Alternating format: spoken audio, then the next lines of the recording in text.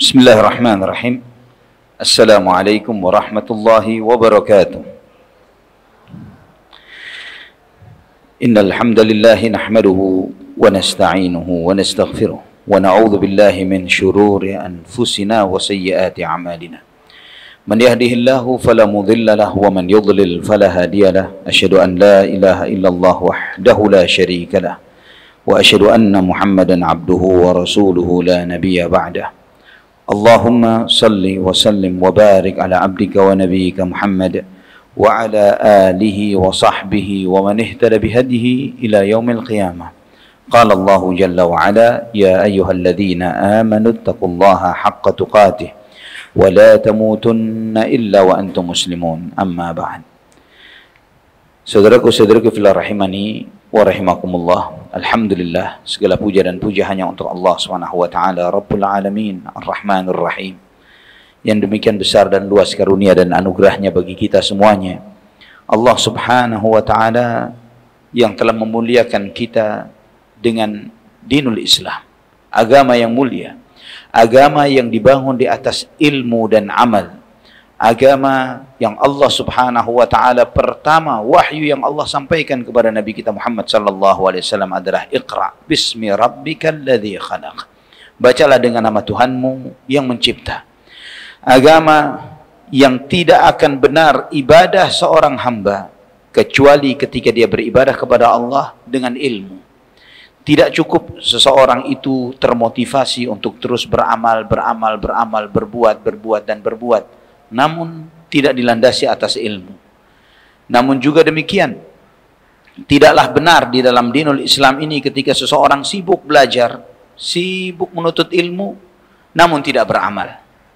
Sebagaimana sebagian orang, mereka asik dengan mempelajari ilmu agama, namun ketika membandingkan antara ilmu yang dimilikinya dengan amal yang dilakukannya, seperti yang dikatakan oleh sebagian ulama, bahwa jika kamu melihat ilmunya, ilmunya mengajak kepada surga.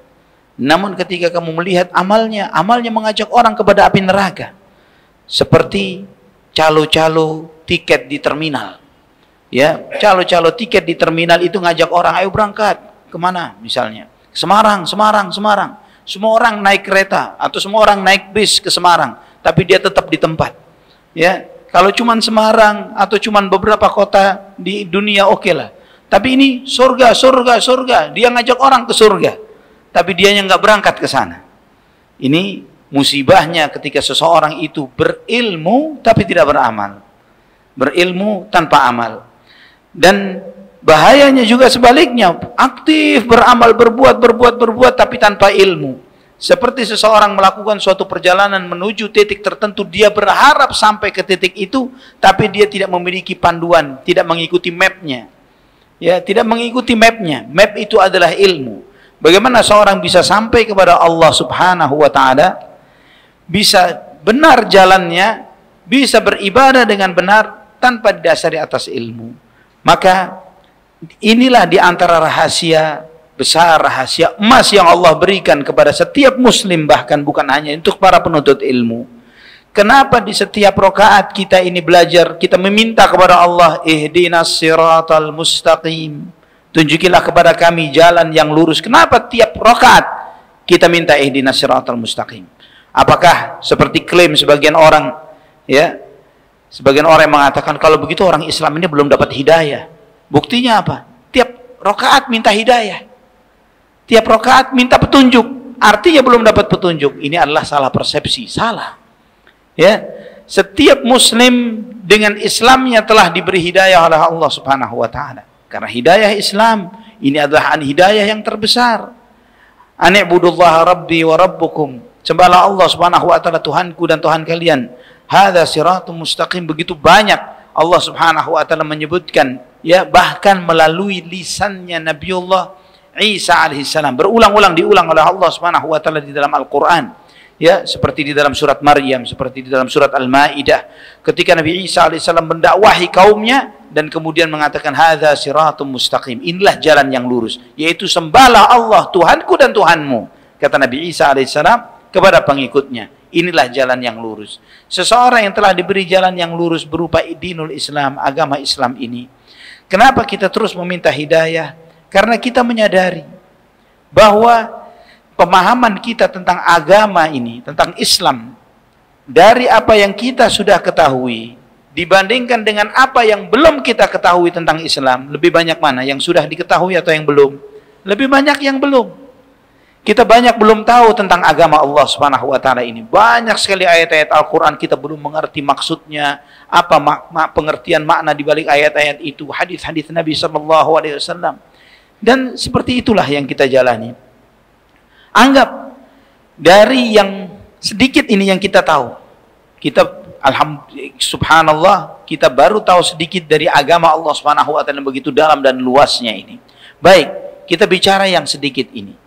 Dari sedikit ilmu yang sudah kita ketahui, yang kita sudah amalkan dibandingkan yang belum diamalkan, banyak mana? Yang belum diamalkan. Ya, padahal dari yang banyaknya ilmu ini kita sedikit tahu. Dari yang sedikit tahu, apakah kita amalkan semuanya atau belum? Sebagian besar kita belum amalkan. Kita butuh hidayah dari Allah untuk bisa mengamalkan yang belum kita amalkan. Ini butuh hidayah. Sebagaimana kita butuh hidayah dari Allah untuk lebih tahu dari apa yang belum kita tahu. Dan yang sedikit ini, yang sedikit yang sudah kita amalkan ini, kita tahu banyak hal. Siapa yang di antara kita yang saat ini di masjid ini misalnya ditanya, atau yang ditanya dan dia mengatakan saya nggak tahu loh keutamaannya sholat sunnah rawatib. Sebagian besar kita tahu keutamaan sholat sunnah rawatib, ya, qabliyah, ba'diyah, atau sholat sunnah wudu. Semua tahu, semua sudah mendengar hadis tentang hadis Bilal yang didengar suara langkahnya di depan Nabi Shallallahu Alaihi Wasallam di surga. Tapi kita bandingkan, apakah tahunya kita membuat kita termotivasi untuk beramal? Siapa di antara kita yang tidak tahu keutamaannya sholat tahajud dan qiyamul lail? Siapa di antara kita yang tidak tahu keutamaannya puasa Senin Kemis misalnya? Sebagian besar, bahkan bisa jadi semuanya sudah tahu akan itu semuanya. Tapi apakah itu membuat kita termotivasi untuk melakukannya? Ya alhamdulillah sebagian besar kita atau sebagian kita melakukan atau mengamalkan amalan tersebut. Tapi yang sudah beramal pun, yang sudah mengamalkan sedikit ilmu yang telah diketahui, dia masih butuh hidayah untuk istiqamah. Untuk bisa istiqamah.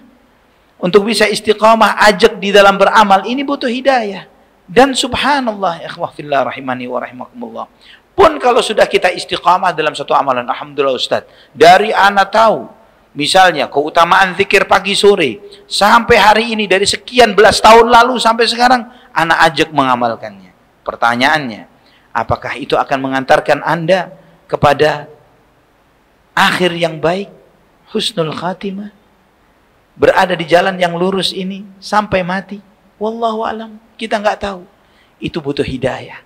Butuh hidayah untuk kita tetap di atas jalan ini sampai mati. Itulah kenapa ilmu ini atau hidayah dari Allah Subhanahu wa taala ini selalu kita minta tiap rakaat, baik wajib maupun sunnah, bahkan dalam sholat jenazah yang tanpa rukuk dan sujud. Kenapa kita membaca ini? Karena kita sedetik pun, sekalipun tidak mungkin kita tidak butuh hidayah. Kita selalu butuh hidayah. Kita selalu butuh petunjuk Allah Subhanahu wa taala. Bahkan hidayah yang kita butuhkan dari Allah Subhanahu wa taala itu tidak terbatas ketika kita hidup di dunia. Bahkan setelah kita wafat, kita meninggal dunia, kita akan dibangunkan oleh munkar dan nakir. Kita akan ditanya, man rabbuk wa man nabiyyuk wa ma dinuk. Kita akan ditanya, siapa Tuhanmu? Siapa nabimu? Apa agamamu? Dan kita tidak pernah tahu seperti apa yang bakal nanya ini. Seperti apa sosoknya munkar nakir. Dan suasana alam barzakh itu seperti apa? Nggak pernah tahu.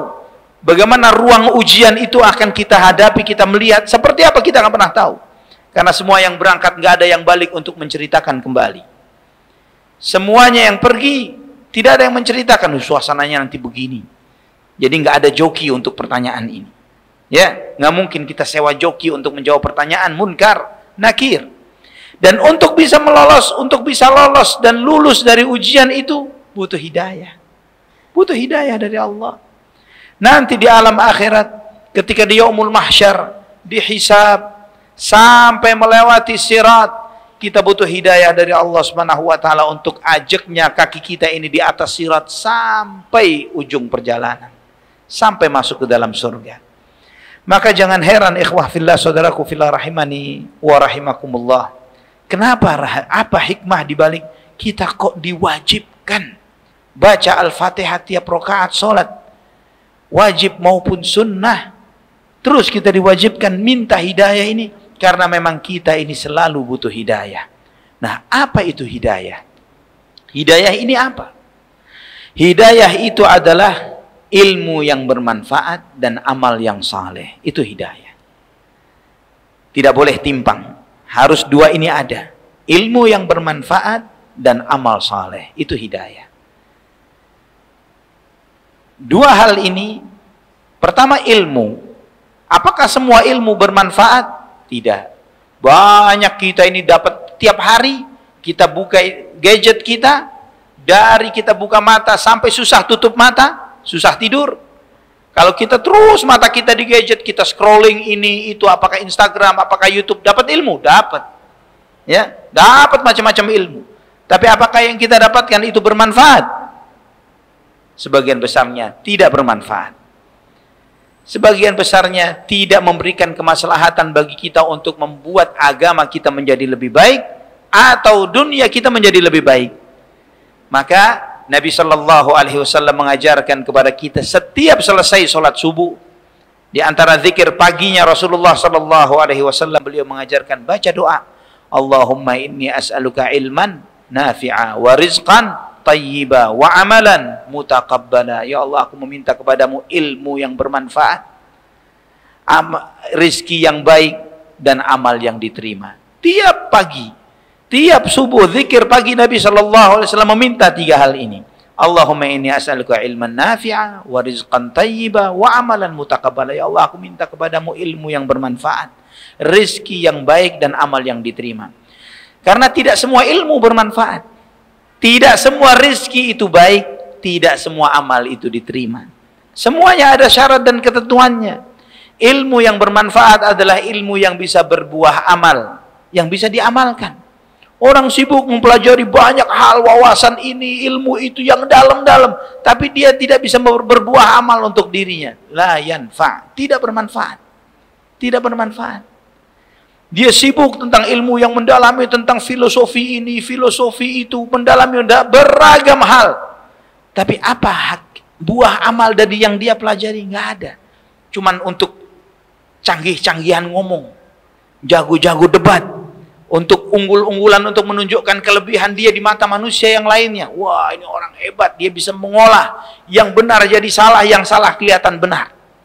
Hebat ini orang, jago luar biasa. Jago negosiasi, bisa membolak-balikkan fakta. Apakah itu yang bermanfaat? Madaratnya lebih besar daripada manfaatnya. Ketika ternyata ilmunya hanya sampai kepada tahapan yang seperti ini, yang ditangisi oleh para ulama, seperti Al-Imam Ibnu Hibban rahimahullah di dalam kitab Raudhatul Uqala wa Nuzhatul Fudala. Beliau menyebutkan di mukadimah bukunya, saya heran dengan manusia di zaman ini. Ini beliau cerita di zaman itu. Beliau hidup di abad keempat Hijriyah. Beliau menyampaikan, ya 1000 tahun yang lalu, ini kita 1400-an, 1000 tahun yang lalu, orang di zaman ini dikatakan orang pintar ketika lihai berbicara, tapi tidak beramal. Itu dikatakan orang pintar. Orang ketika bisa ngakali orang lain, dikatakan orang cerdik dan cerdas. Bisa ngakalin orang yang tidak terprediksi langkahnya. Oh, ternyata dia begini, wah cerdas ini orang. Padahal ini sifat-sifat orang munafik. Bukan sifatnya orang beriman. Bukan lagi, apalagi sifatnya orang alim. Sifat-sifat munafik, maka dikatakan inilah keunggulan, kelebihan, dan kehebatan. Bagaimana Al-Imam Ibnu Hibban rahimahullah jika beliau hidup di zaman kita sekarang? Melihat orang-orang yang ditokoh-tokohkan, yang dielu-elukan, yang disanjung-sanjungi, dihebat-hebatkan. Bukan dilihat dari bagaimana dia ilmu dan amalnya. Kalau kita melihat bagaimana orang-orang saleh terdahulu, sedikit sekali kita mendengar qala Abu Bakar, qala Umar, qala Uthman, qala Ali. Sedikit sekali perkataan mereka. Kenapa sedikit sekali perkataan mereka, padahal mereka imam-imamnya orang-orang saleh, imam-imamnya para aulia, para wali, para sahabat muhajirin dan ansar. Kenapa sedikit sekali? Karena mereka sibuk beramal, sedikit bicara.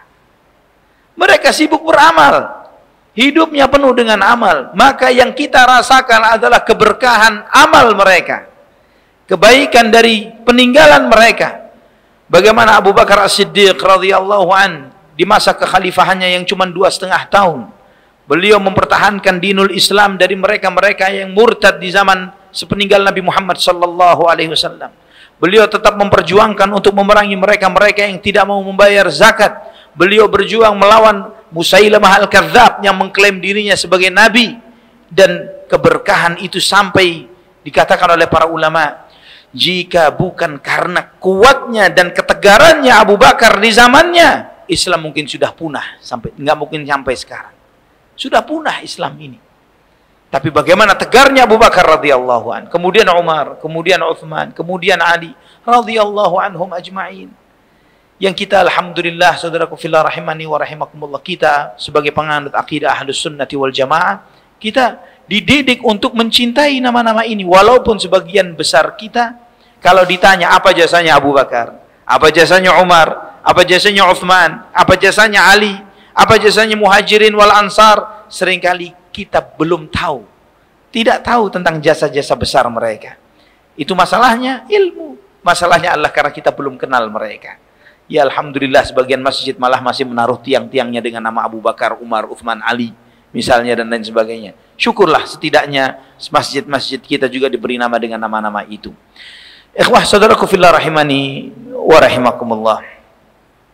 Kita ketika bicara tentang besarnya dan mulianya suatu ilmu, kita akan melihat, dan kita bisa melihat dari banyaknya kesalahan yang terjadi di masyarakat kita karena jauhnya dari ilmu, karena jauh dari ilmu.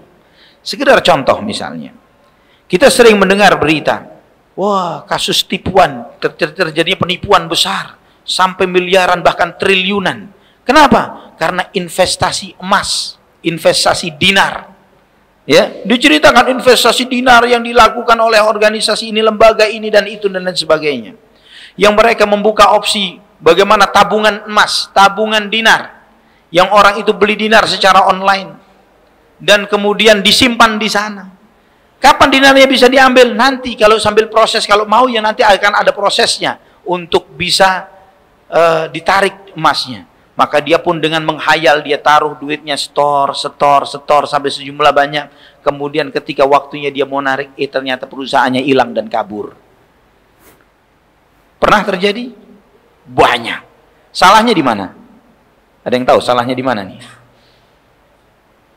Hah? Kesalahannya di mana?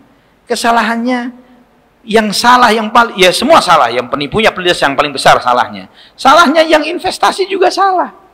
Kalau dia tahu bahwa emas itu tidak boleh ditransaksikan kecuali dengan cash, tunai, serah terimanya juga tunai, maka dia tidak akan terjadi yang seperti ini. Kata Nabi SAW dalam hadis yang sahih Bukhari, Muslim dan yang lainnya, az-zahabu bil-zahabi wal-fiddatu bil-fiddati, dan seterusnya. Beliau menyebutkan tentang komoditi riba yang diistilahkan oleh para ulama dengan komoditi riba. Yang emas itu harus diserah terimakan dengan emas, perak dengan perak, mathlan bimithlin yadan, biaring ukurannya sama, serah terimanya tunai, tidak boleh ditundakan. Misalnya beli emas, uangnya dulu ya, ntar emasnya saya anterin besok. Ya, boleh? Nggak boleh. Atau juga ini emasnya kamu terima sekarang, uangnya besok. Nggak boleh. Ya, tidak boleh seperti itu. Kalau dia tahu hukum ini yang disebut oleh para ulama ini dalam masuk bagian dalam bab riba. Riba nasi'ah. Ini bagian dari riba. Penundaan penyerahan nilai dari suatu barang dari transaksi dari komoditi riba ini dilarang oleh para ulama. Ya, dilarang oleh Nabi sallallahu alaihi wasallam, bukan dilarang oleh Rasulullah sallallahu alaihi wasallam. Nah, ketika seorang muslim dia tahu, oh ini nggak boleh, ini namanya riba nasi'ah, riba penundaan yang haram hukumnya. Emas itu nggak boleh beli online, harus serah terima cash, ada barang ada uang, ada uang ada barang. Kalau dia tahu seperti ini, dia tidak akan tertipu dengan model-model investasi, mau namanya dinar Rasulullah SAW sekalipun, nggak bakalan kena dia dengan tipuan yang seperti ini. Ada lagi investasi, wah ini pohon kurma, nanti akan ditanam, ini akan panennya nanti akan seperti ini dan seperti itu. Model yang lain lagi, investasi di peternakan kambing, yang nanti dapat faedah tiap tahunnya korban terjamin. Ada banyak yang seperti ini. Ini salahnya di mana? Hah? Ini salahnya di dalam transaksi ini disebut dengan transaksi gharar. Ya, gharar. Ketidakjelasan. Beli kucing dalam, ya, atau beli karung dalam kucing, sama aja, bebas deh. Ya. Jadi ketika membeli sesuatu yang nggak jelas, di dalam Islam nggak boleh. Misalnya ada pohon yang lagi proses berbuah. Ini saya beli ya. Nanti kalau panen saya bayar. Ini saya bayar sekarang, nanti ini semua hasilnya milik saya. Dia bayar ketika belum panen. Ini diharamkan di dalam syariat. Atau misalnya misalnya orang punya kambing atau sapi yang lagi bunting. Ntar ini anaknya lahir, buat saya, ini saya bayar sekarang nih. Dibayar. Di saat transaksi, padahal ketika transaksi anak kambing itu belum lahir atau anak sapi itu belum lahir. Apa jaminannya anak kambing atau sapi ini akan lahir? Apa jaminannya bahwa dia lahir sempurna, baik, dan lain seterusnya? Nggak ada semuanya. Tidak ada jaminan untuk itu. Apa jaminannya panen itu akan berhasil? Nggak ada jaminannya. Nah, ini namanya gharar. Transaksi gharar. Apa jaminannya bahwa perkebunan yang ditawarkan itu akan panen? Ya, apalagi coba-coba tanam kurma di sini. Pak, dia aja belum tentu berhasil panen. Yang sudah rutin kita tanam, belum tentu berhasil panen. Demikian pula apa jaminannya bahwa kambing yang dipelihara bakal terus melahirkan kambing lagi nantinya? Bagaimana kalau ternyata induknya mandul misalnya? Bagaimana kalau terkena wabah, terkena penyakit kuku dan mulut misalnya, dan macam-macam faktor lainnya? Yang ini kalau seorang muslim tahu hukumnya, maka dia akan berhati-hati. Oh, nggak boleh, ini transaksi haram, ini gharar. Ini transaksi gharar. Transaksi yang dilarang oleh Nabi Shallallahu Alaihi Wasallam, yang kita tidak boleh masuk di dalam hal yang seperti itu. Maka dia tidak akan ketipu. Ya, tidak akan tertipu dengan model-model yang seperti ini. Ini baru dalam urusan yang dirasakan pahitnya oleh sebagian besar kaum muslimin karena ada duit yang hilang. Apalagi kalau melihat wacana beragama yang ada di masyarakat kita, dengan terbukanya media sosial seperti ini, semua berhak ngomong. Tinggal dia punya channel di YouTube, punya channel di Instagram, ya, punya handphone yang cukup bagus, kamera yang seperti ini, udah langsung dia ngomong. Seakan-akan dia mau nggak punya ilmu. Ya, ilmunya mungkin dari searching Google. Yang penting dia punya channel, dan kemudian karena muncul sekali, 2 kali, 3 kali, belajar pakai sorban, kalau nggak tumbuh jenggotnya, beli alat obat penyembuh jenggot misalnya, supaya tumbuh. Ya, supaya kelihatan seperti berpenampilan agamis, kelihatan beragama, dan kemudian dia ceramah, akhirnya dipanggil Ustadz YouTube. Ya, Ustadz Instagram. Nggak ketahuan sejarah belajarnya dengan siapa, belajar agamanya bagaimana, proses pembelajarannya seperti apa. Tidak ketahuan semua riwayat ilmunya. Namun kemudian dia karena viral, banyak followernya, banyak like-nya, ya, banyak subscribernya, maka tiba-tiba menjadi ustadz yang luar biasa. Ya, bicara semau-maunya tentang agama, yang membuat bingung banyak umat, yang sering membingungkan umat. Subhanallah, ini ada lagi ajaran, misalnya tiba-tiba muncul pemahaman bahwa harus pakai Quran saja, jangan pakai hadis. Ya, kemudian muncul lagi ajaran lagi membenci Abu Bakar dan Umar dan Utsman. Ada lagi ajaran, wah ini pemerintahan ini kafir, boleh dibom-bom sana sini misalnya, diambil hartanya semau-maunya. Beragam pemikiran terus ditawarkan tiap hari. Ya, belum lagi ajaran bahwa ternyata Tuhan nggak ada, ateisme. Ini terus ditawarkan tiap hari, dimunculkan di media kita, dan membuat setiap orang nggak punya pedoman dan pegangan untuk belajar. Karena yang mereka tonton sudah menjadi tuntunan bagi mereka. Ya, kalau kebingungan tentang sesuatu, nggak nanya kepada orang alim, nanyanya kepada Google, kepada YouTube, kepada Syekh Google, Ustadz YouTube. Ya, Nanyanya begitu, nanti jawabannya begini, dari Google begini, dari YouTube begitu, dari Instagram seperti ini. Tidak memiliki pedoman ilmu yang pas, yang benar. Dan berapa banyak juga misalnya di masyarakat kita pemahaman. Ini saya sebutkan contoh-contoh kasus kesalahan-kesalahan supaya dari sini kita menangkap, oh, memang penting yang ngerti ilmu agama itu. Ya, asumsi di sebagian masyarakat kita yang mengatakan misalnya bahwa janda boleh nikah tanpa wali. Ya, boleh menikahkan dirinya sendiri. Woi, saya mau, jadi deal sah. Maharnya berapa? Kemudian dia nikah begitu saja tanpa wali. Yang penting ada saksi. Pernikahan begitu saja di rumah makan sah, dibawa pulang oleh lelakinya. Ajaran dari mana ini? Siapa yang mengajarkan? Di masyarakat kita terjadi pemikiran yang seperti ini, yang dengan gampangnya kemudian akhirnya terjadi penghalalan kehormatan seorang wanita yang pada hakikatnya adalah haram secara syariat hanya karena kebodohan, karena kejahilan. Ya, dengan gampangnya seorang janda menikahkan dirinya, saya terima misalnya atau sebagainya tanpa adanya wali, dan cukup penghulunya itu. Kalaupun walinya seada-adanya wali. Ya, walinya siapa? Ya, ada ustadz di puncak walinya. La haula wala quwata illa billah. Siapa yang disebut wali? Wali ini adalah keluarga yang bertanggung jawab penuh terhadap wanita ini. Kerabat dekatnya, orang tuanya kah? Anaknya kah? Kalau dia sudah misalnya janda, dia anaknya kah yang sudah dewasa? Saudara kandungnya kah? Ya, bukan main comot orang di pinggir jalan atau di masjid mana kemudian ini wali saya Ustadz Fulan. Ini bukan wali. Ya, Ustadz itu bisa menikahi janda tersebut. Bukan wali. Wali itu yang haram bagi wanita tersebut dan dia bertanggung jawab terhadap wanita itu. Dan Nabi SAW telah menegaskan dari hadis Aisyah yang dikenal, sangat terkenal, la nikaha illa biwaliyin wa syahidai adlin. Tidak sah suatu pernikahan kecuali dengan adanya wali dan dua orang saksi yang adil.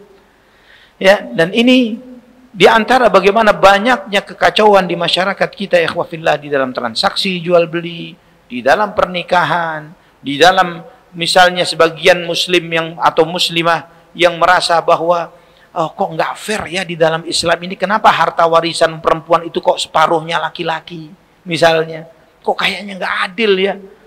Kalau Allah yang maha adil diklaim nggak adil, terus siapa lagi yang dikatakan adil? Ya. Dan karena kejahilan, itu karena kejahilan, karena ketidaktahuan bahwa di dalam Islam yang bertanggung jawab mencari nafkah itu laki-laki atau wanita? Laki-laki, clear. Di dalam Islam adalah seperti itu. Jadi seorang anak laki-laki, ketika orang tuanya meninggal dunia, dia punya saudara-saudara perempuan. Saudara perempuannya tidak wajib cari nafkah. Anak laki-lakinya yang wajib mencari nafkah dan menafkahi saudara perempuannya. Ini adalah wajib seperti itu. Seorang suami dengan istrinya, siapa yang bertanggung jawab mencari nafkah? Suaminya. Istri tidak bertanggung jawab mencari nafkah. Tidak wajib, tidak sama sekali. Ya, kalau dia mau bantu suami silahkan. Ya, tapi kewajiban bagi laki-laki.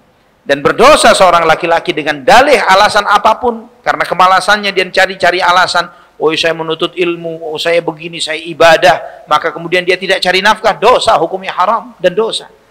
Kafa bil mar'i ithman an yudayya man yaqut, kata Nabi sallallahu alaihi wasallam, cukuplah seseorang itu berdosa ketika dia menyanyiakan keluarga yang harus dinafkahinya. Subhanallah. Ini ikhwafillah rahimani wa rahimakumullah. Dan sangat adil jika pihak yang terus mengeluarkan kos dan biaya dikasih lebih. Ini menjadi suatu keadilan. Laki-laki yang memang harus membiayai, apakah itu istrinya, apakah itu saudara perempuannya, maka dia diberi lebih oleh syariat ini. Dia dua kalinya perempuan di dalam warisan. Ini adalah sebuah keadilan. Nah, jika melihat Islam itu dengan cara yang seperti ini, ikhwafillah rahimani wa rahimakumullah, maka kita melihat bahwa setiap orang yang mengerti ilmu agama, maka mereka akan mendapatkan kebaikan yang besar. Allah subhanahu wa ta'ala menginginkan kebaikan bagi orang tersebut. Maka Nabi SAW bersabda dalam hadis yang sahih dalam Bukhari dan Muslim, man yuridillahu bihi khairan yufaqihu fid din. Jika Allah menginginkan kebaikan bagi seseorang, Allah akan membuat orang itu mengerti ilmu agama. Artinya Allah menginginkan orang itu menjadi baik. Baik dunianya, karena dia on the track, di atas jalur, di atas siratal mustaqim, di atas petunjuk. Dia berjalan, dia tahu, oh ini benar, ini salah, ini baik, ini buruk, ini halal, ini haram, itu manfaat, itu madarat. Dia tahu, dia nggak kebingungan. Di zaman yang manusia banyak kebingungan dengan karena katanya dan katanya, kebimbangan ini dan itu, ya. Ketika misalnya saat ini misalnya kita tahulah, terkadang jangankan bicara ustadz, tapi masalahnya juga para ustadz pun juga banyak yang katanya ini, yang ustadz itu begitu, berbeda dan lain sebagainya. Baik, bagaimana kita men-screening dari sejumlah katanya dan katanya ini kalau bukan ilmu? Dasarnya adalah ilmu juga. Ketika urusan dunia, misalnya sebagian besar kita misalnya terkait dengan urusan dunia, dia mau ekstra sibuk, ekstra repot untuk dia lebih mengetahui dan supaya dia tidak salah tentang sesuatu. Misalnya terkait dengan suatu investasi misalnya, atau suatu informasi tertentu. Oh ini ada kontroversi di sini, boleh nggak boleh, benar nggak benar, manfaat atau nggak manfaat. Maka kemudian dia mendalami lebih dalam. Dia mencari tahu, dia membaca, menganalisa dalam urusan dunia. Dia mau melakukan itu misalnya terkait dengan kesehatan misalnya. Tentang diet misalnya, mana diet yang bagus? Katanya bilang diet makan sayur doang itu sehat katanya. Satu lagi enggak, keto, makanya makan lemak-lemak. Iya kan? Ini makan lemak-lemak yang sehat, yang satu sayur, kalau makan lemak malah penyakitan. Iya kan? Ini dua mazhab yang berbeda nih dalam urusan diet. Terus bagaimana menyelesaikan mana benar dan mana salah dari dua mazhab ini tadi? Ilmu. Sekali lagi ketika dia mengkaji, mendalami, mempelajari, dia akan mengetahui, oh ternyata sikap ekstrim dalam semua hal itu salah. Ya, sikap berlebihan makan sayuran doang nggak mau daging, nggak benar. Ya, mau daging terus nggak mau sayuran juga nggak benar. Karena Allah menciptakan kita ini, coba lihat unsur gigi yang Allah berikan. Di gigi kita ini ada gigi seri, ada gigi geraham, ya ada gigi taring. Yang di situ mengajarkan, oh ternyata kita juga boleh makan daging. Harus kalau Allah kasih taring kok, ya kan? Yang itu untuk merobek daging. Allah beri kita untuk gigi seri, untuk mengunyah, untuk gigi geraham, untuk mengunyah biji-bijian, sayuran dan buah-buahan. Dan itu lebih dominan daripada taring kita, menunjukkan bahwa memakan biji-bijian dan sayuran dan buah-buahan harus lebih dominan daripada taring yang cuma 4 biji. Ini kalau kita melihat dengan ilmu, Masya Allah, ternyata yang benar itu bukan vegetarian, yang benar itu bukan yang tadi apa namanya keto, tapi yang benar adalah fleksitarian. Ya, fleksibel, ya. Fleksibel. Ada sayur, daging, mungkinlah sesekali begitu. Nah, ini ikhwah fillah rahimani wa rahimakumullah. Jika urusan dunia saja butuh ilmu, ya. Untuk mengetahui mana benar, mana salah, mana baik, mana buruk, bagaimana dengan urusan agama? Urusan agama ini kalau salahnya neraka, waliyadzubillah. Ya kan? Apalagi jangan main-main dengan urusan. Kemudian di saat kita tahu bahwa di zaman semua orang ngomong, semua orang bicara, ledakan informasi yang luar biasa. Kita kalau dulu orang mau cari informasi dia harus buka televisi, dia harus mencari keluar rumah. Sekarang di dalam kamarnya pun, hatta di dalam masjid dia bisa kena ledakan informasi dengan dia scrolling, browsing dan lain sebagainya. Yang seperti ini membutuhkan dia untuk memiliki kemapanan ilmu supaya dia tahu apa yang harus diikuti, mana yang harus ditinggalkan, mana yang benar yang harus dibela, mana yang salah yang harus dinasehati dan ditegur dan diberikan peringatan. Ini semuanya adalah dasarnya kepada ilmu. Maka ikhwah fillah, karena begitu mulianya ilmu sampai Allah Subhanahu wa taala menyandingkan orang-orang berilmu ini dengan para mujahidin, orang yang berjihad di jalan Allah. Di dalam surat At-Taubah ayat 122 Allah Subhanahu wa taala berfirman, "Wa ma kana al-mu'minuna liyanfiru kaffah, falawla nafara min kulli firqatin ta'ifatun liyatafaqahu fid din. Min kulli firqatin minhum ta'ifatun liyatafaqahu fid din wa liyunziru qaumahum idza raja'u ilaihim la'allahum yahdharun." Allah Subhanahu wa taala berfirman, "Wa ma kana al-mu'minuna liyunfiru kaffah." Tidak pantas bagi orang-orang mukmin semuanya berangkat perang, semuanya berangkat jihad. Enggak boleh, kata Allah Subhanahu wa taala, enggak boleh seperti itu. Falaula nafara min kulli firqatin minhum ta'ifah. Supaya tersisa sekelompok orang di antara mereka yang tidak berangkat jihad. Apa tujuannya dia enggak berangkat jihad? Liyatafaqahu fid din. supaya mereka tafaqquh, belajar ilmu agama. Waliyunziru qaumahum idza raja'u ilaihim, dan supaya memperingatkan kaumnya yang pulang jihad ini ketika mereka pulang jihad. La'allahum yahdharun, supaya mereka mengambil pelajaran. Nah, dengan ilmunya ayat ini saja, ini memberikan teguran keras bagi sebagian besar kita. Ustadz, cuman bisa ngomong doang. Kalau ada berangkat jihad, nggak ikut berangkat jihad. Memang tugasnya para ulama seperti itu. Tugasnya orang-orang berilmu adalah untuk memberikan nasihat ilmu.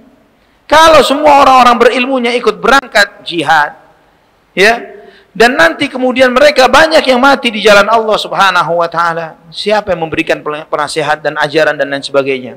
Maka kita membaca di dalam sejarah para ulama. Bukankah di zaman seperti zaman Imam Malik, Imam Syafi'i, Imam Ahmad, Imam Bukhari, Imam Muslim, Imam At-Tirmidzi, dan semua imam-imam sunnah ini tadi, imam-imam ahlus sunnah wal jamaah, di zaman mereka bukankah ada jihad? Ada. Kemana mereka? Jihadnya mereka ilmu. Jihadnya mereka adalah ilmu. Yang mengajarkan ilmu yang hak kepada umat ini. Yang mengajarkan, yang menjaga ilmu itu sampai terjaga untuk kita sampai hari ini. Ini adalah jihadnya mereka. Yang ternyata jihadnya mereka ini lintas generasi. Sampai hari ini pun ketika misalnya ada orang yang mencoba nyeleneh, membelok-belokkan makna ayat atau hadis dengan ilmu yang diwariskan oleh para ulama tersebut, terutama Imam Syafi'i rahimahullah yang mengajarkan, yang meletakkan pondasi ilmu usul fiqh, dasar-dasar memahami Quran dan hadis. Dasar-dasar memakai dalil Quran dan hadis. Jadi seringkali kan orang mengatakan, kan semua orang yang nyeleneh pun punya dalil. Benar, semua orang bisa main comot dalil Quran maupun hadis. Tapi metode pendalilannya benar atau salah. Nah, di dalam Islam diajarkan metode pendalilan mana yang benar, mana yang salah. Ilmunya disebut ilmu usul fiqh. Yang yang membakukan itu dan membukukannya di dalam sebuah ilmu, disiplin ilmu tersendiri, dan dibukukan secara lengkap. Pertama kali yang membukukannya adalah Imam Syafi'i rahimahullah. Di dalam kitab beliau yang berjudul Ar-Risalah. Ya, pertama ini adalah beliau menulis kitab ilmu usul fiqh. Jadi beliau mengajarkan, oh ini ayat-ayat yang pemahamannya adalah ayat-ayat yang sifatnya umum. Kalau ditarik untuk konteks-konteks yang sifatnya khusus, nggak boleh. Ayatnya umum. Kalau mengkhususan harus dalilnya khusus sendiri. Oh, ini riwayatnya sudah mansukh, sudah digantikan dengan hukum baru oleh Allah Subhanahu wa taala. Maka sesuatu yang telah digantikan hukumnya maka tidak boleh dijadikan sebagai sesuatu yang baku. Dan terus demikian, sangat dalam ilmu ini. Ya, sangat detail dan dalam dibahas oleh para ulama tentang hal-hal yang seperti ini, dan itu menyelamatkan Al-Qur'an dan Sunnah dari upaya-upaya orang yang mencoba membelok-belokkan.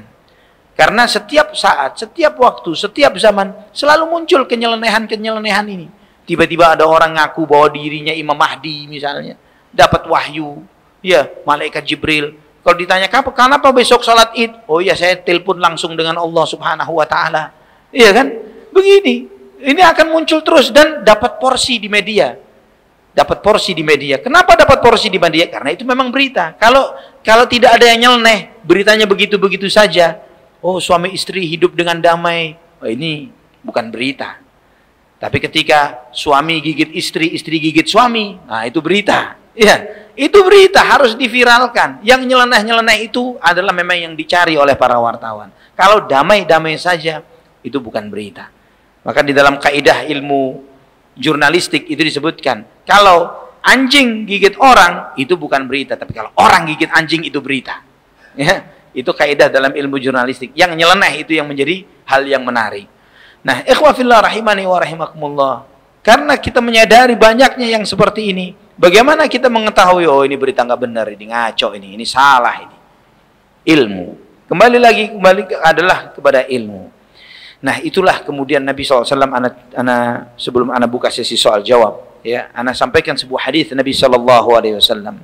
Bagaimana beliau SAW memuliakan orang-orang yang berilmu, dan bagaimana respon manusia terhadap ilmu yang beliau wariskan.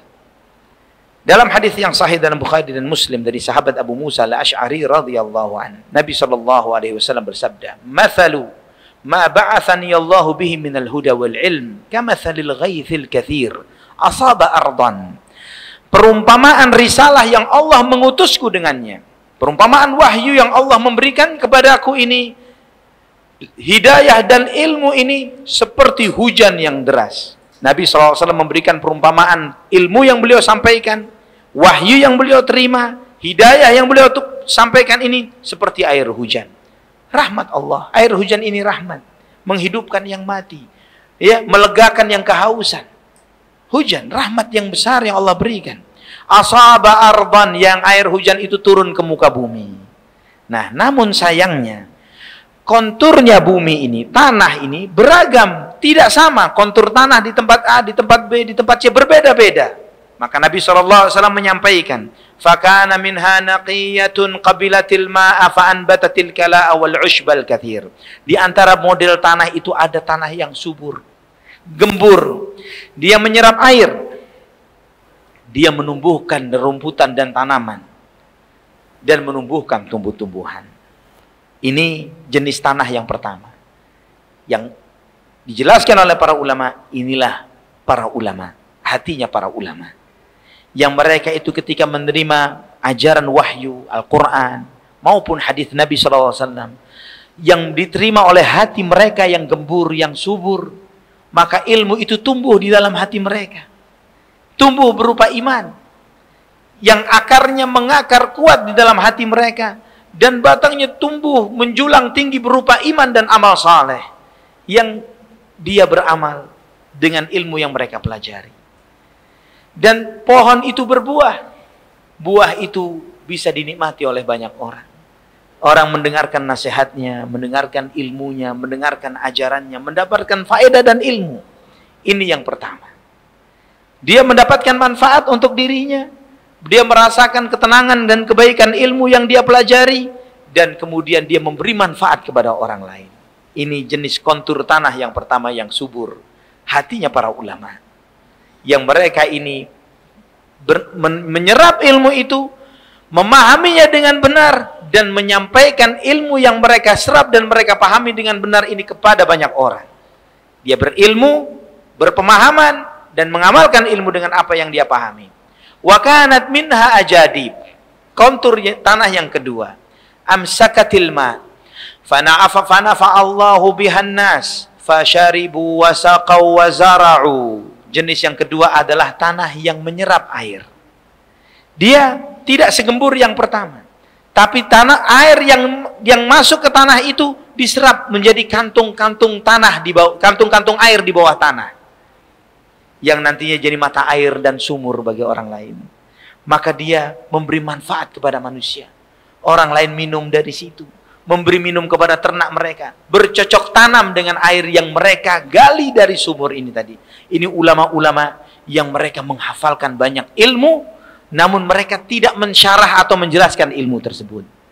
Kita ketika membaca kitab misalnya Sahih Bukhari, Sahih Muslim, Sunan Abu Dawud, Jami' At-Tirmidzi, Sunan Ibnu Majah, Sunan An-Nasa'i, Musnad Imam Ahmad, isinya kumpulan hadis. Kumpulan hadis. Para ulama-ulama yang mengumpulkan ilmu ini tadi, mereka mengumpulkan semua ilmu yang diwariskan Rasulullah SAW yang sampai kepada mereka, namun mereka belum menjelaskannya. Tapi bukan berarti kita nggak dapat manfaat dari situ. Setiap orang yang baca Sahih Bukhari, Sahih Muslim, walaupun Imam Bukhari, Imam Muslim, dan yang lainnya tidak mensyarah, tidak menjelaskannya, kita dapat faedah ilmu. Kita bisa mendengarkan sabda Rasulullah SAW dan menikmatinya. Bahwa Nabi SAW pernah bersabda, innamal a'malu binniyat wa innama likulli imri'in ma nawa, dan seterusnya. Misalnya, sekedar contoh salah satu hadis Nabi SAW. Mereka mendapatkan faedah ilmu ini sampai kepada kita. Sabda Rasulullah SAW, yang dengan itu kita mengambil faedah ilmu. Dan oleh ulama yang pertama disyarah, dijelaskan bahwa setiap amal itu terikat dengan ilmu. Maka tidak boleh suatu amalan tanpa niat. Amalan itu harus diiringi dengan niat. Dan niat itu harus karena Allah, ikhlas. Nggak boleh ada motivasi lain kecuali Allah. Niat yang ada motivasi lain selain Allah akan merusak amalan tersebut. Karena Allah hanya menerima ibadah yang khalisan diwajhih, yang ikhlas karena wajah Allah semata. Namun sayangnya, kata Nabi SAW, wa asabat minha ta'ifatan ukhra. Ada kontur tanah yang ketiga, Innama hiya qi'an, la tumsiku ma'an wa la tunbitu kala. Batu yang keras, yang tidak nyerap air dan tidak bisa menumbuhkan tumbuh-tumbuhan. Batu cadas yang keras, air cuma lewat begitu saja. Maka kata Nabi SAW, fadzalika mathalu man faqaha fi dinillah wa nafa'ahu ma ba'athani Allahu bihi fa'alima wa 'allama wa mathalu man lam yarfa' bidzalika ra'sa wa lam yaqbal hudallahi alladhi ursiltu bihi. Itulah perumpamaan orang yang memahami ilmu agama, maka dia mengambil manfaat. Dia mengambil manfaat untuk dirinya dari risalah yang aku bawa. Dia belajar dan mengajar kepada orang lain. Dan perumpamaan orang yang tidak mau peduli dan care terhadap apa yang aku bawa, dan tidak mau menerima hidayah yang telah aku diutus dengannya. Subhanallah. Inilah perumpamaan Nabi kita Muhammad sallallahu alaihi wasallam yang disampaikan kepada kita. Terserah kita mau menjadi hati yang model mana, yang subur, yang menyerap air, atau yang batu keras yang tidak mau peduli untuk menerima hidayah itu sama sekali. Sambil lalu begitu saja, tidak peduli dengan nasihat ilmu, ayat, Quran, enggak ngaruh buat dia, enggak ngaruh buat hatinya. Ikhwatal iman, rahimani wa rahimakumullah. Kemuliaan seseorang itu dari ilmunya, bukan dari hartanya. Ya, walaupun kita hidup di zaman yang kemuliaan seseorang itu diukur dari harta, bukan dari ilmu. Kalau kita kenal orang yang paling kaya, nomor 100 di dunia misalnya, nomor 100 saja. Ya jangan nomor 1, nomor 2. Ini 100, nomor 100 orang terkaya di dunia. Itu sudah kita pamernya ke teman-teman. Wah, si fulan nih, orang paling kaya nomor 100 di dunia. Nih, Sohib Ana nih, ada nomor teleponnya. Tar telepon. Halo, dia jawab, Masya Allah. Bener kan Sohib Ana? Orang kaya. Kita bangga dekat dengan orang kaya. Kalau dekat-dekat sama orang kaya, hatta ketemunya di kuburan, jangan sampai kelewatan untuk tukar nomor telepon. Ya, kuburan pun tidak membuat dia ingat mati. Ya, karena dekat sama orang kaya. Tapi tidak dengan ilmu.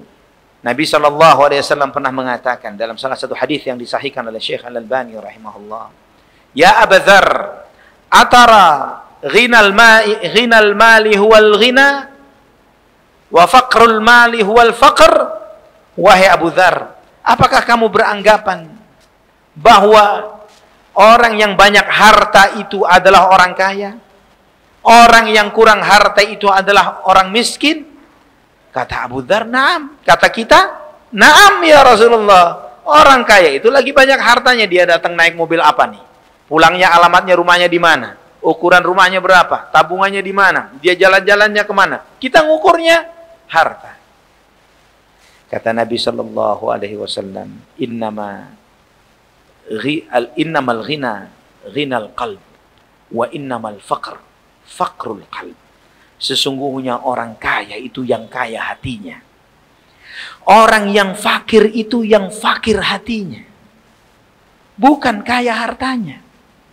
Berapa banyak kita kenal orang luar biasa, punya tambang ini, tambang itu, punya aset ini dan itu, tapi dia masih doyan dengan harta rakyat. Ya, asik dengan harta orang lain.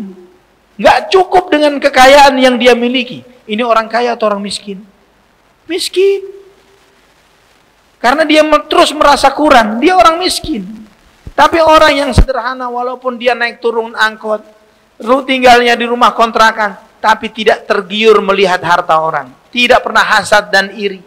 Dia selalu mensyukuri, alhamdulillah ya Allah, ana berjalan kaki dengan sehat dengan kedua kakiku. Alhamdulillah aku masih bisa membayar kendaraan umum dengan harta yang kau rizki, yang kau berikan kepada aku. Alhamdulillah aku tidak termasuk orang yang opnam di rumah sakit, yang sakit begitu. Alhamdulillah sehat walafiat, bisa mendengar dengan baik, melihat dengan baik, berucap dengan baik, menggerakkan tangan dan kaki dengan baik, makanan tidak ada pantangan. Dia bersyukur terhadap semua nikmat ini. Kaya. Dia syukur dengan nikmat Allah. Kaya. Orang kaya itu bukan dengan banyaknya harta, tapi dengan kekayaan jiwanya. Dia syukur terhadap nikmat Allah Subhanahu wa taala, cukup dengan itu. Maka ikhwafillah, nilainya seseorang dari ilmunya. bukan dari jabatan, bukan dari harta. Berulang-ulang kita mendengar di banyak majelis ilmu nama orang-orang alim seperti contoh-contoh yang ana sebutkan, Imam Syafi'i, Imam Malik, Imam Ahmad. Coba antum ditanya, di zaman Imam Syafi'i hidup, pemerintahannya siapa namanya? Ya, loading kita. Siapa ya? Wallahu a'lam. Kita nggak tahu. Kita nggak tahu siapa pemerintahan di zaman Imam Syafi'i, Imam Ahmad, Imam Bukhari, nggak tahu. Tapi nama-nama orang alim disebut, nama pejabat-pejabat yang pernah duduk di zaman itu nggak kesebut namanya. Apalagi disebut orang kayanya, malah nggak kesebut lagi, lewat sudah. Karena nilai seseorang itu adalah dari ilmu, bukan dari harta. Pernah di zaman salah seorang tabi'in, alim besar, namanya Atha ibnu Abi Rabah. Atha ibnu Abi Rabah. Atha ibnu Abi Rabah ini seorang alim besar di zaman tabi'in. Tabi'in ini muridnya sahabat. Beliau muridnya Ibnu Abbas. Atha ini seorang budak. Bapak ibunya budak. Kalau orang tuanya budak, maka keturunannya lahir budak. Namun sayangnya Atha ini satu, lahir cacat.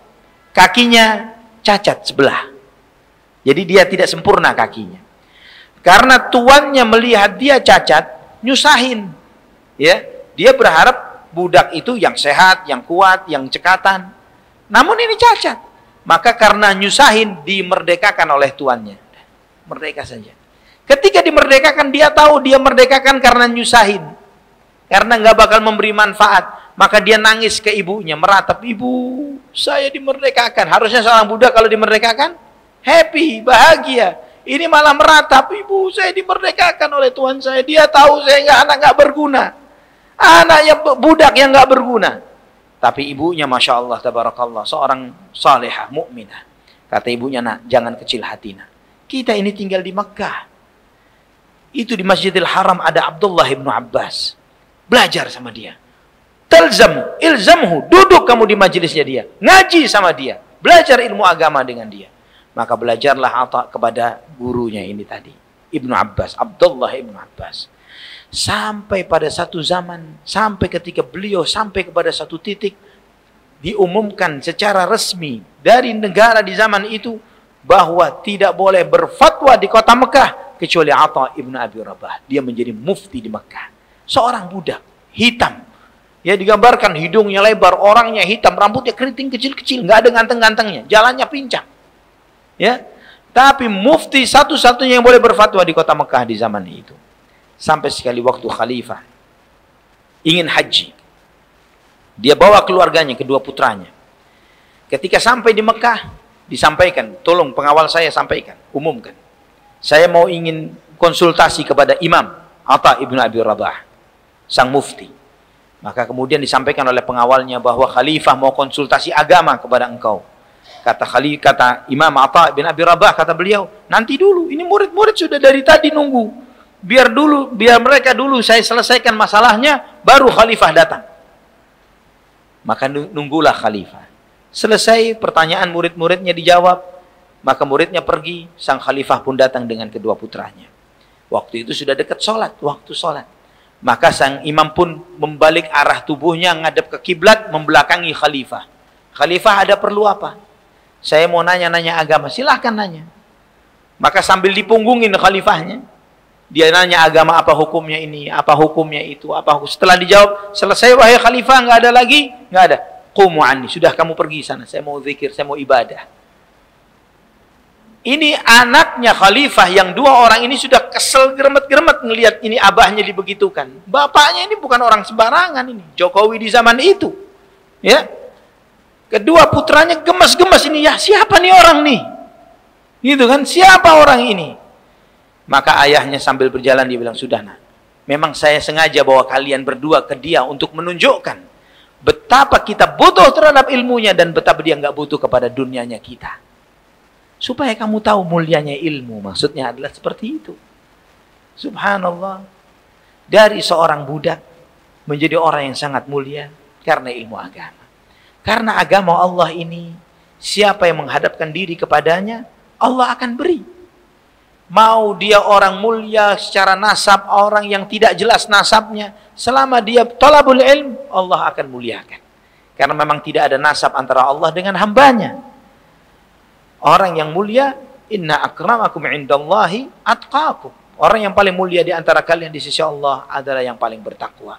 Bukan karena dilihat dari silsilah dan nasabnya, bukan dilihat dari warna kulitnya, bukan dilihat dari rasnya, bukan dilihat dari itu semuanya, dari takwanya kepada Allah. Dan standar mengukur takwa, ilmu dan amal. Wallahu a'lam bishawab. Sampai di sini silahkan kalau mau ditanyakan sambil kita nunggu waktu sholat asar, adzan asar. Barakallahu fikum. Kalau Bapak dulu yang nanya boleh? Boleh ya. Assalamualaikum Ustaz. Waalaikumsalam warahmatullahi. Ada dua pertanyaan nih Tan. Bagaimana sih sikap kita penuntut ilmu yang terutama yang masih fakir ilmu lah ya, masih rendah ya, terhadap ilmu gitu loh. Karena ilmu dalam agama kita tuh penafsirannya kan banyak dan sangat luas.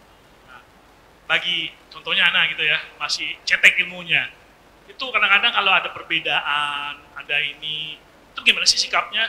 Karena yang bertanggung jawab itu bagiannya betul kata antum, bahwa itu ustadz-ustadznya yang bertanggung jawab penentuannya. Nah, sementara kita yang di level bawah, level prajurit ini, hati-hati dalam menentukan yang mana yang benar. Jangan sampai salah, jangan kebablasan. Itu yang pertama. Terus yang kedua, seperti kita ketahui di agama kita kan manhaj itu ada banyak ya, ada 4, terutama madhab. Ada 4. Sebenarnya kita dalam belajar ilmu itu ada Imam Syafi'i, Hambali, siapa lagi? Ya Hanafi, ya, Maliki.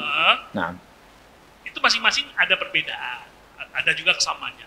Nah, boleh nggak sih kita milih misalnya, oh kita lebih pro ke sini, oh dan suatu saat kita lebih suka yang ke sini. Itu bisa nggak, dimungkinkan nggak seperti itu? Allah ya barik. Afwan. Anda jawab dengan satu jawaban ya.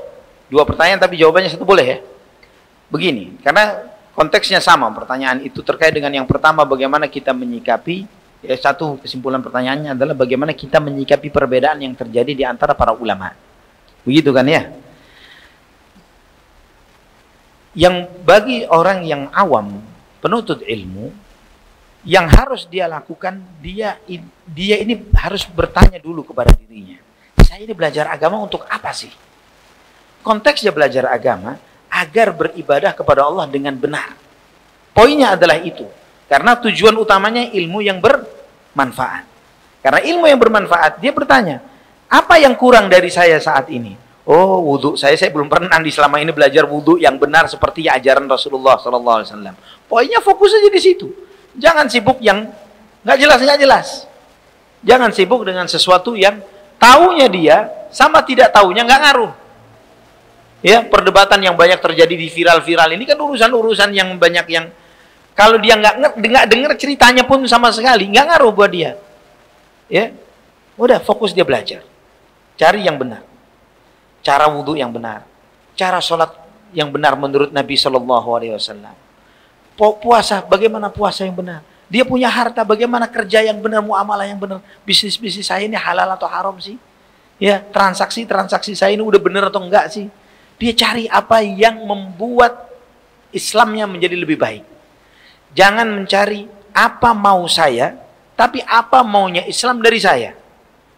Apa yang diminta oleh Islam, yang diharapkan Islam dari diriku. Kemudian terkait menyikapi perselisihan para ulama. Kalau kita mempelajari mazhab tadi yang antum tanyakan, beda sama-samanya, banyakkan samanya daripada bedanya. Banyakkan samanya daripada bedanya. Itu satu. Kedua, terkait dengan yang beda saja, para ulama itu membagi perbedaan itu menjadi 2 jenis. Yang pertama disebut ikhtilaf tanawwu' dan yang kedua adalah ikhtilaf tadad. Ikhtilaf tanawwu' adalah perbedaan yang muncul karena beragamnya cara prakteknya Nabi Muhammad SAW. Jadi Nabi SAW terkadang mempraktekkan yang A, terkadang mempraktekkan yang B, terkadang mempraktekkan yang C. Kalau misalnya ada yang seorang muslim ngikutin Nabi dari yang A, satu lagi ngikutin yang B, beda nggak? Beda. Tapi boleh nggak? Boleh. Mana yang salah? Nggak ada. Nggak ada yang salah. Karena semua mempraktekkan apa yang dipraktekkan oleh Nabi SAW. Contohnya, Ada yang satu membaca doa istiftah, inni wajjahtu wajhiya lilladzi fataras samawati hanifan musliman, dan seterusnya. Ada yang satu membaca Allahumma ba'id baini wa baina khataaya kama ba'adta bainal masyriqi wal maghrib.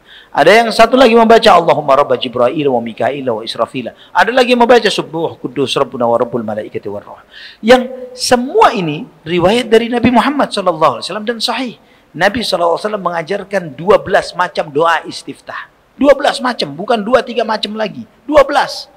Kalau misalnya ada niru yang model A, niru model B, niru model C, beda memang. Tapi semua Nabi SAW yang mengajarkan.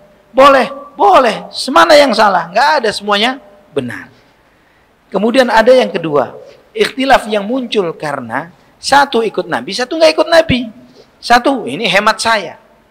Ini menurut hemat pribadi saya. Atau ini menurut pendapat saya. Ya sudah, ini ijtihad saya. Padahal Anda tahu sabda Rasulullah SAW atau yang benar dari Nabi. Ini yang nggak boleh.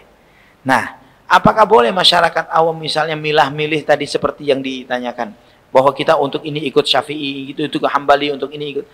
Kalau itu dibolehkan, misalnya ada seorang ustadz, boleh lah, ini kan ada pendapat ulama yang boleh mengatakan boleh. Jadi kamu boleh, silakan milih, terserah kamu. Ketika itu menyerahkan ini kepada masyarakat awam, apa yang dijadikan standar masyarakat awam untuk pilih? Ilmu atau hawa nafsu? Hawa nafsu. Enaknya. Pasti itu yang dipilih. Iya kan? Bukan karena dasar ilmu. Nah ini, kalau ada ustadz yang menawarkan, silakan kamu pilih mana. Yang penting saya ngajarkan. Yang A ngomong begini, yang B ngomong begini, yang C ngomong begini. Silakan pilih sendiri. Itu sama saja mengajak jamaahnya memilih dengan hawa nafsu. Bukan dengan dalil. Padahal kita diperintahkan fastaqim kama umirta. Istiqamahlah kamu sebagaimana yang diperintahkan kepadamu. Bukan terserah kamu. Istiqamah itu sesuai perintah Allah. Sesuai dengan mana yang benar menurut dalilnya. Maka seharusnya seorang dai, seorang ustaz, ketika mengajarkan permasalahan amaliyah fiqhiyah yang di situ ada perbedaan ulama, dia menyampaikan bahwa menurut saya pendapat yang benar adalah yang ini. Karena apa? Karena dalilnya ini. Menurut saya dalil ini lebih rajih, lebih kuat daripada yang ini. Ini kesimpulan yang sampai kepada saya. Kalau ini benar, maka dari Allah Subhanahu wa taala. Kalau salah, ini adalah ijtihad saya pribadi. Dan ijtihad itu, kalau dia sampai salah, berapa dosanya? Nggak ada. Kalau ijtihad itu benar, pahalanya 2. Kalau salah, pahalanya 1. Tidak sampai kepada tahapan dosa. Wallahu a'lam bishawab. Silakan ibu-ibu, ada yang tanyakan?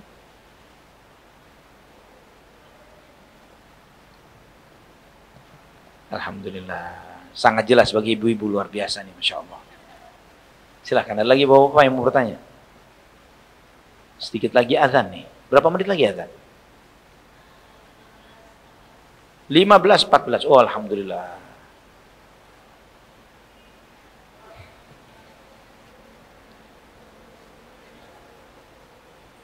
Saya tambahkan. Terkait dengan ilmu. Dengan ilmu, seseorang itu bisa mendapatkan amalan yang besar dengan pahala yang besar dengan amalan yang ringan. Pahala besar dengan amalan yang sederhana dan ringan. Contoh, hadis Juwairiyah radhiyallahu anha, yang ketika Nabi SAW keluar dari rumahnya setelah sholat subuh, dia sedang di sejadahnya, di tempat sholatnya, lagi zikir, lagi ibadah. Sampai waktu duha, sudah meninggi kurang lebih jam 9, setengah 10 begitu. Nabi SAW pulang dan mendapati Juwairiyah radhiyallahu anha masih di tempat sholatnya, lagi zikir, subhanallah, alhamdulillah, lagi ibadah. Nabi SAW bertanya, apakah kamu dari saya tinggalkan tadi sampai sekarang masih seperti ini, masih zikir, masih ibadah? Iya ya Rasulullah. Kata Nabi SAW, sebelum aku pergi meninggalkanmu, aku mengucapkan 4 kalimat yang aku ulang 3 kali. Yang kalau 4 kalimat yang aku baca ini ditimbang ibadahnya dengan zikirmu dari subuh sampai duha ini, masih berat ibadah yang aku baca. Apa itu? Subhanallah bihamdih adada khalqihi wa ridha nafsihi wa zinata arshihi wa midada kalimatihi. Diulang 3 kali. Ini kata Nabi, pahalanya dibandingkan dengan zikirmu tadi jam-jaman, lebih banyak ini, kata Nabi SAW. Apa yang membuat itu menjadi lebih bernilai? Ilmu. Contoh lagi, Ummu Habibah radhiyallahu anha. Dalam riwayat yang sahih dalam Musnad Imam Ahmad dan yang lainnya. Sekali waktu Nabi SAW datang ke rumah Ummu Habibah, istri beliau, dan kemudian, ya Rasulullah, hal ta'lam, apakah engkau tahu ya Rasulullah, budak hamba sahayaku si fulan? Iya, alhamdulillah pagi ini saya merdekakan budak itu, sudah saya bebaskan. Kata Nabi SAW, awa fa'alti, sudah kamu bebaskan? Iya. Kata Rasulullah SAW, kalau belum, saya akan nasihatkan kepadamu, jangan dibebaskan, tapi hadiahkan kepada bibimu. Ada bibimu lagi butuh ini, saudara ibumu. Hadiahkan kepada dia. Itu akan lebih besar pahalanya ketimbang kamu memerdekakannya. Kita tahu memerdekakan budak pahalanya besar.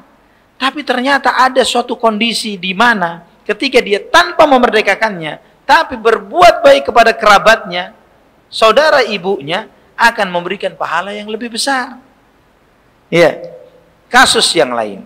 2 orang sahabat yang kemudian ketika mereka melakukan safar, bepergian, mereka bepergian berdua, dan subhanallah masuk waktu sholat nggak ada air, tidak ada air. Karena tidak ada air, maka kemudian mereka pun sholat dengan tayamum dulu, dan kemudian mereka sholat.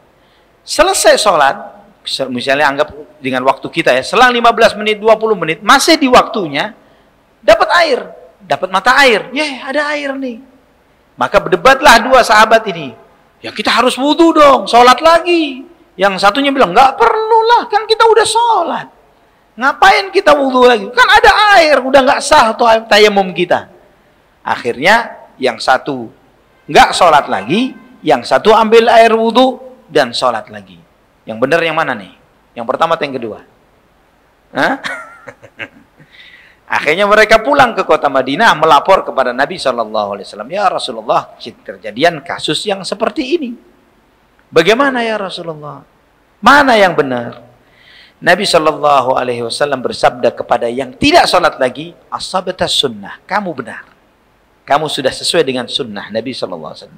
Dan Nabi SAW bersabda kepada yang mengulang sholatnya, laka ajrun marratain, kamu dapat 2 pahala. Karena mengulang sholatnya, yang kedua dihitung pahala sholat sunnah. Ya, tapi yang benar yang pertama, yang nggak sholat lagi. Amalnya lebih sedikit, tapi benar. Ketimbang tadi amalnya lebih banyak, tapi kurang benar. Walaupun tidak disalahkan oleh Nabi Sallallahu Alaihi Wasallam. Nah, untuk mengukur yang seperti ini, mengetahui yang seperti ini, butuh ilmu. Sebagian kita tahu ya dalam praktik keseharian. Menjalankan wudu itu sunnahnya adalah 3 kali setiap anggota tubuh kita adalah 3 kali. Gitu kan ya? Nah, sehingga itu menjadi sebuah baku bagi sebagian masyarakat kita, harus 3 kali membasuh dan mengusap anggota wudunya.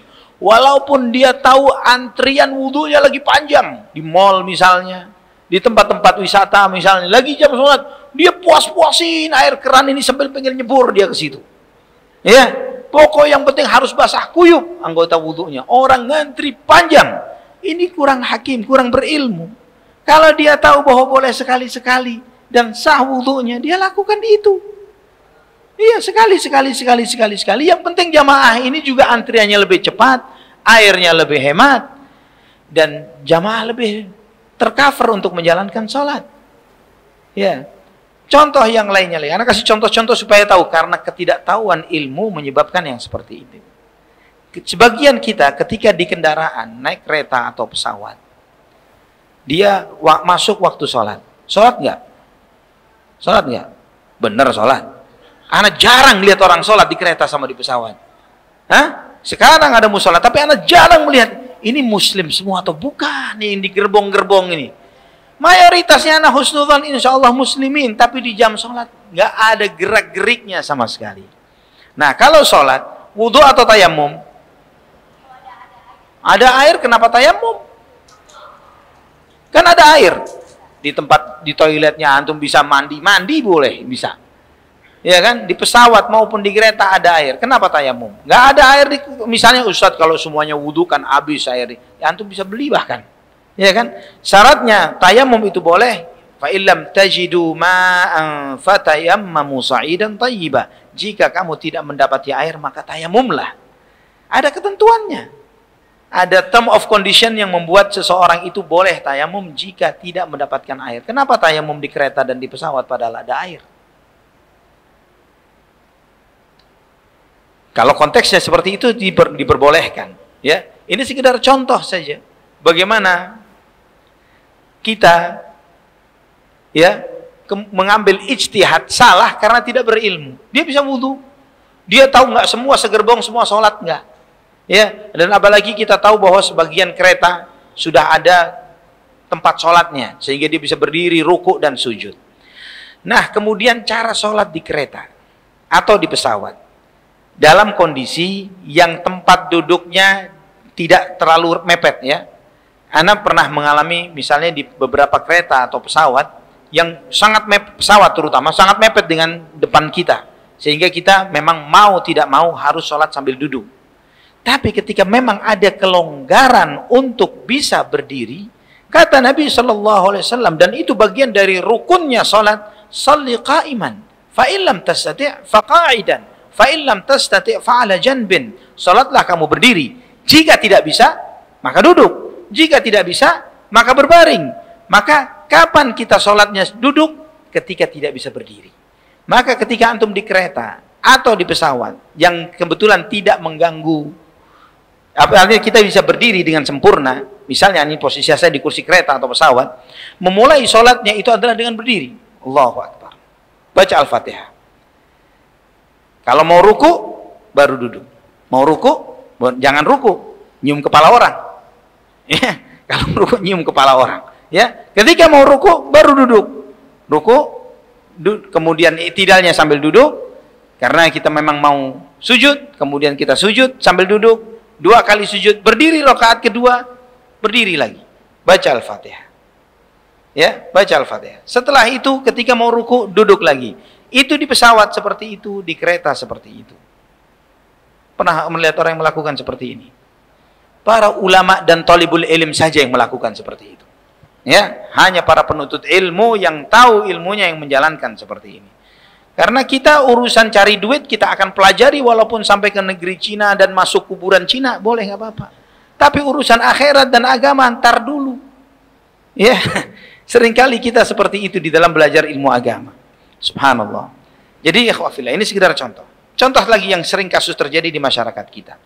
Lagi sholat berjamaah, lagi khusyuk-khusyuknya, kita lupa handphone kita belum di silent, bunyi. Ya, lagu tidak semua laki-laki lah, lagu dangdut ini dan itu. Ya, lagi ramai di semasjid. Lagu dangdutan, lagu rock, lagu ini keluar semuanya, orkes. Ya. Lagi sholat, apa yang harus dilakukan? Keluarin handphonenya. Siapa yang melarang ini? Memang bergerak dalam sholat kan nggak boleh. Bergerak dalam semua aktivitas gerakan di luar sholat yang tidak ada kaitannya dengan sholat itu ada 2.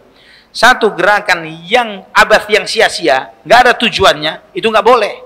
Tapi kalau ada tujuannya, ada ular di depan kita, kita batiin. Disuruh oleh Nabi SAW. Antum ibu-ibu punya bayi lagi mau jatuh dari tempat tidurnya, apa dibiarin gara-gara lagi sholat? Ya kan? Pegang bayinya jangan sampai jatuh. Ya, dan ini tidak membatalkan sholat. Termasuk juga mematikan handphone. Keluarkan handphonenya, matikan, masukin lagi. Jangan baca notifikasinya, M-transfer berhasil, berantakan nanti. Ya, ini beberapa contoh kasus supaya kita tahu pentingnya ilmu ikhwafillah. Nah, jadi ikhwafillah, ini ada pertanyaan juga sekiranya terkait kalau zikir sesudah sholatnya, kalau sholatnya di mall, apakah boleh zikirnya nanti sesudah dibawa pulang? Zikir itu boleh sambil jalan, boleh sambil baring, boleh sambil ngunyah dan lain sebagainya. Ya, jadi kalau misalnya tahu bahwa jamaahnya lagi memang ramai dan tempat sholatnya sedikit sempit, maka bukanlah sesuatu yang bijak. Wah, ana zikir ana belum selesai nih, wirid ana masih panjang doanya, dan dia nggak peduli jamaah pada panjang. Nah, ini ikhwafillah, sudah dekat dengan waktu sholat asar. Inilah sekilas kajian kita pada kesempatan siang hari ini tentang bahwa kemuliaan ilmu, bahwa agama Islam adalah ilmu dan amal. Bukan karena orang itu menguasai ilmu yang banyak tiba-tiba menjadi orang yang paling top di dalam Islam, enggak. Tapi adalah mereka yang berilmu dan dia selaraskan ilmu itu dengan amalnya. Jangan sampai timpang antara ilmu dan amal. Ketika dia banyak amalnya tanpa ilmu, salah jalan, tersesat. Banyak ilmunya tapi tidak beramal, maka dia menjadi orang yang dimurkai.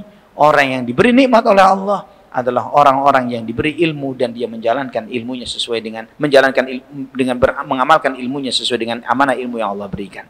Semoga apa yang kita pelajari memberi manfaat bagi kita semuanya. Aku qouli hadza subhanakallahumma wa bihamdik asyhadu an la ilaha illa anta astaghfiruka wa atubu ilaik. Wassalamualaikum warahmatullahi wabarakatuh.